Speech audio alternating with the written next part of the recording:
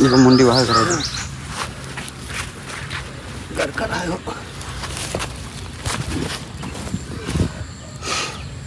ये कैसा है इधर का नहीं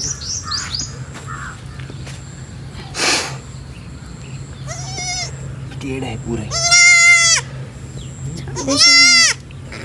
सब रहा है का यार टेढ़ रहा है पहले सोई टाइम में इस राम हाँ ऐसे तो हवा क्या करेंगे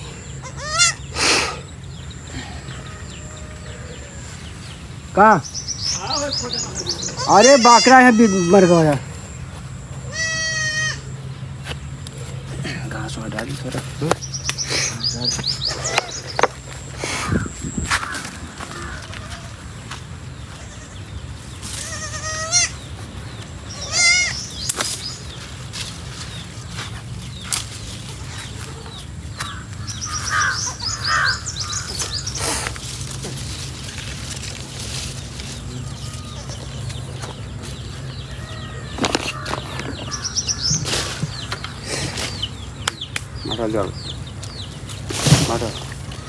Sorry. Hello everyone, welcome back to my another vlog. स्वागत छ मेरो अर्को भ्लगमा। आज चाहिँ 15 गते भयो हैन, अस्ति 13 गते अस्ति भर्खर जन्माएको हाम्रो बाख्राले चाहिँ तीनटा पाठीहरु जन्माएको थियो।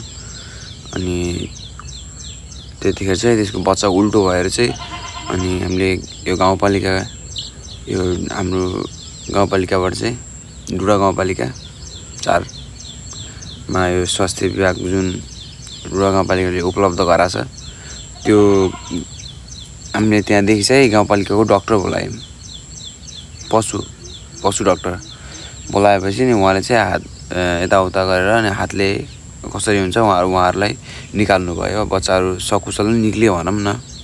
अनि त्यतिखेर चाहिँ अनि त्यो माउ जुन बाख्रा थियो त्यसलाई चाहिँ अलि असर परेछ हैन, अनि त्यतिखेर चाहिँ ठीक थियो, त्यतिखेर चाहिँ निक्ल्यो हैन। त्यतिखेर उसँग अब पावर थियो, त्यतिखेर चाहिँ त्यो माउसँग चाहिँ त्यतिखेरसम्म चाहिँ उले सहने सक्ने क्षमता जति चाहिँ उले राख्यो हैन। त्यतिखेर चाहिँ त्यो दिनभरि बाँच्यो। अनि त्यसको भोलिपल्ट चाहिँ लगातार उलाई चाहिँ पखाला लाग्यो। पखाला लागिसकेपछि उलाई पखाला लागेपछि अनि मैले चाहिँ मलाई चाहिँ मम्मीले फोन गर्छ। त्यसपछि पखाला लाग्यो भनिसकेपछि चाहिँ मैले पखालाको अनि औषधि किने है। मैले औषधि पखालाको औषधि किने। त्यसपछि चाहिँ अब मलाई चाहिँ आउन टाइम लाग्यो। म किनभने चाहिँ हिजो लाइन बिग्रेर म चाहिँ आउन अबेर भयो। यो त्यही भएर म चाहिँ 10-11 बजेतिर रातिको 10-11 बजेतिर आएँ।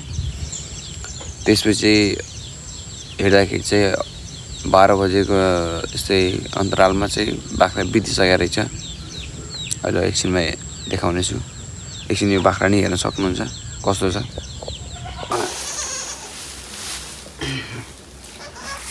बहुत ओइटी छ।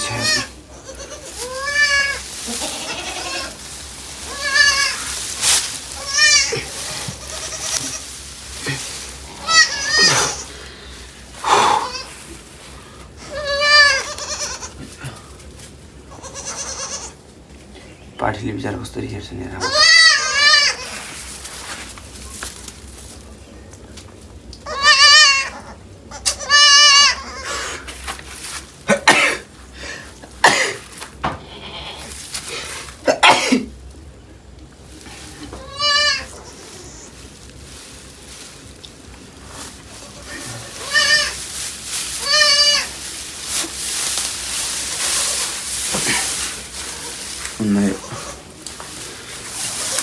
भिडियो बनाउने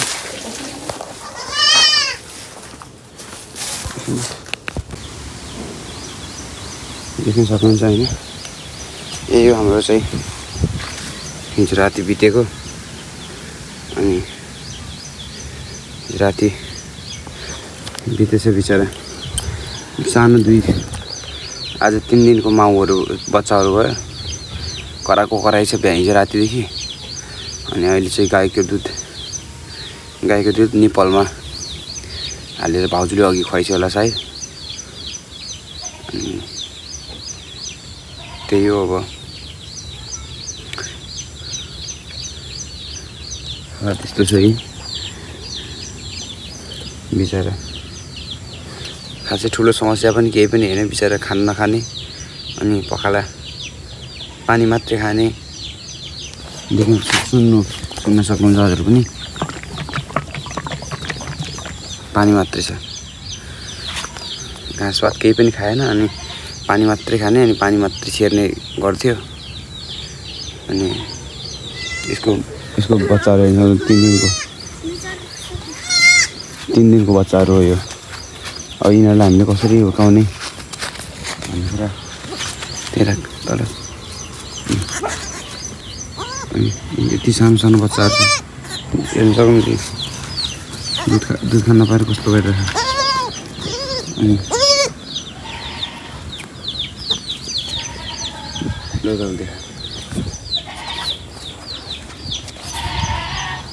म चाहिँ अब यसलाई चाहिँ पुर्दिन्छु होइन अब हिजो राति बितेको फेरि यो गर्न आउनु सक्थ्यो त्यही भएर यिनीहरूले अब एकचोटि भने आमाको अनुहार हेरौँ भनेर चाहिँ यिनीहरूलाई मैले यहाँ बाहिर निकालेँ होइन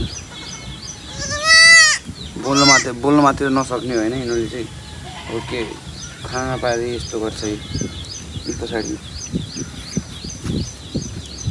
देख्नुहुन्छ म चाहिँ पोरिदिन्छु यसलाई चाहिँ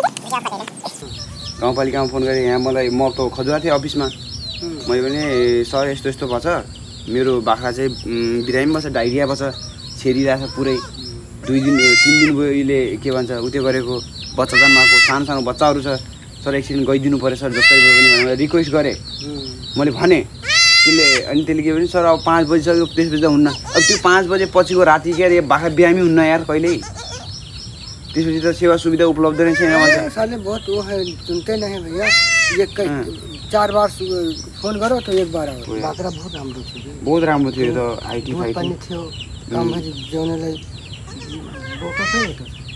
बोका दुईटा छ एउटा पाठी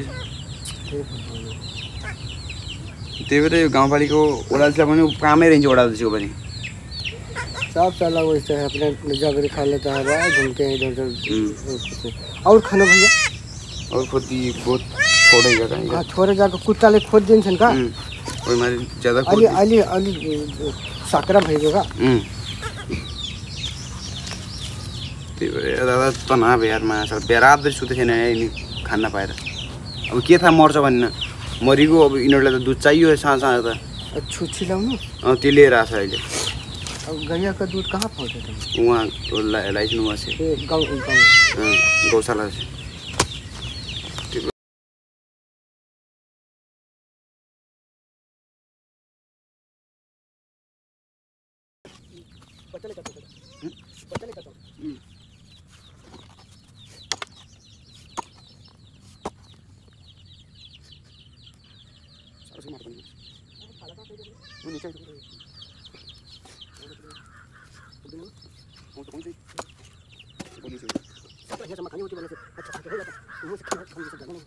ज्यादा हुआ खाली ऊपर मासा हो जाएगा कुत्ता का तो पानी दिया तो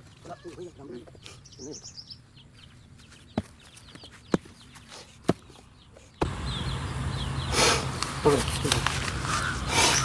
तो मुंडी बाहर करा दो घर का आयो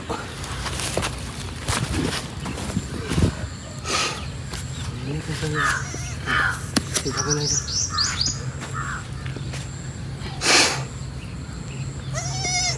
टेढ़ है पूरे सकरा हो जाएगा ये हाथ टेढ़ रहा है पहले सोई टाइम में डाल दो हाँ ऐसे करवा क्या करेगी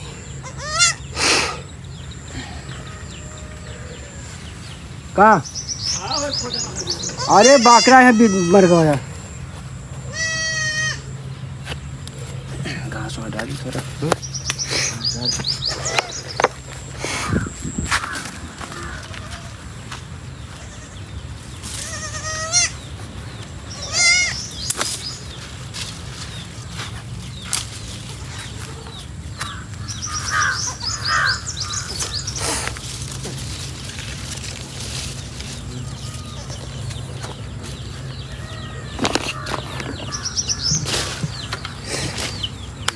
मारा जाओ मारा सॉरी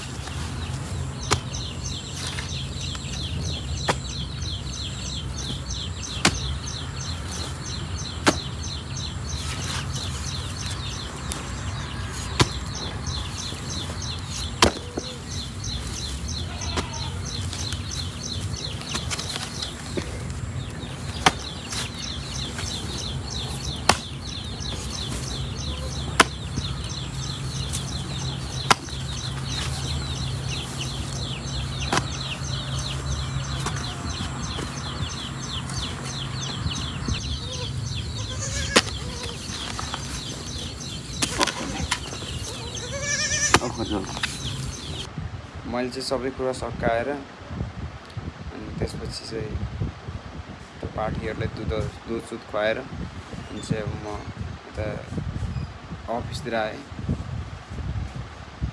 भिडियो अन्त्य गर्न चाहन्छु एभ्रिवान बाई बाई